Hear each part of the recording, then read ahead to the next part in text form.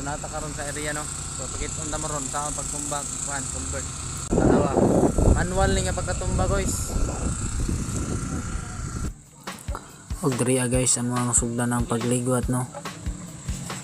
So sa mga wala pa kita saon pagtumba ang imburnal guys. Ako lang ning i-share sa inyo nga video. Manan nyo nagtanaw ni. Kung saon. Nga naon na siya kay ang uban nagtuo magud sila nga bakho ang mutumba. Pero kami camera ni.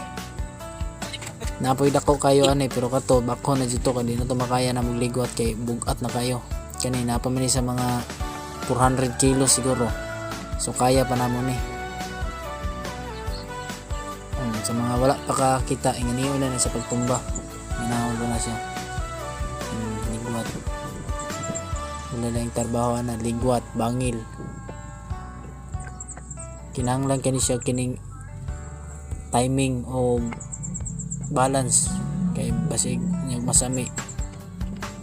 Bundak terbigid lalim niyo makabundakan ang tawa ni amping yun. Tingnan na siya guys, makita ninyo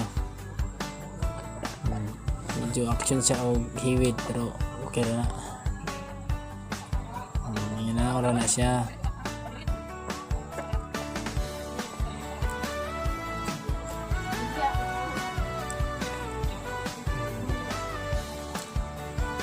Now na siya guys.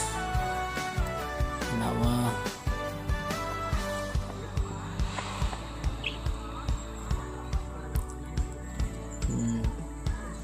Kapit na mga isa na lang kaligwatan. Ana. So mawala ang kahoy diha nga taas. Kuha pa na siyang kulog taas diha. Okay, mauna na siya.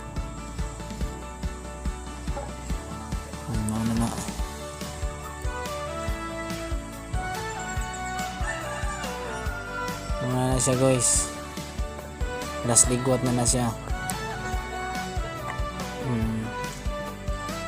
Ang taas na kayo. Kana sumuna na siya guys. Sumuna na ng aswaton para matumba na siya. Kinahanglan na siya puwersa gyud mga tulo. Guys no, so ingato ra ng pagtumba. So medyo delikado siya pero kinahanglan jud amping timing. So kato ra ako ra gi-share sa inyo.